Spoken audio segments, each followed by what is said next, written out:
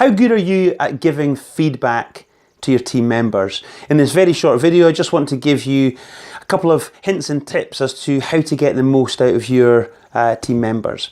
So this really comes on the back of a coaching call that I've literally just had with one of my clients, during which we were talking about the team members, and there was one particular team member who's performed particularly well over the last couple of weeks during some fairly troublesome times. And I asked my client, I says, so what have you done to say kind of congratulations or to give feedback? And he said, oh yeah, I've definitely said well done for the last sort of couple of weeks worth of work. And I said, well, is that enough?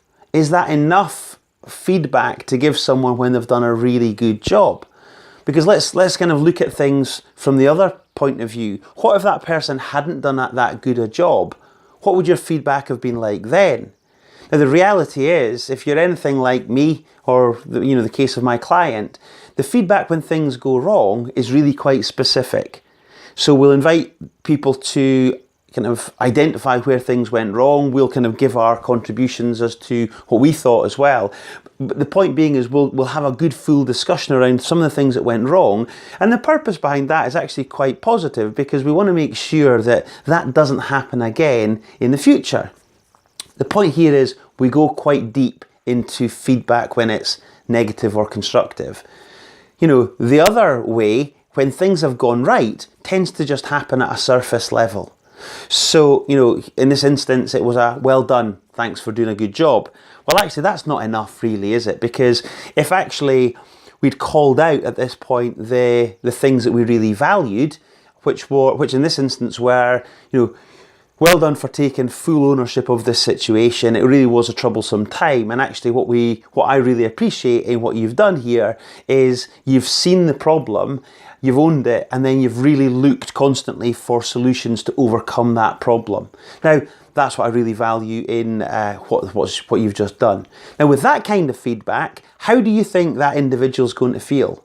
Well, there's two things that are going to happen here. They're going to feel brilliant about being told that they've done some good work, and they've got a clear idea as to what it is that you're actually saying well done to. So the fact that they've taken ownership and that they'd looked for solutions to the situation. The second thing as well is it gives them permission to demand that kind of behaviour from other people that they work with, whether that be team members or colleagues, because they know that that's the right kind of behaviour because you've told them as such. So you're going to only get kind of good things coming from that, going specific in the positive aspects of feedback.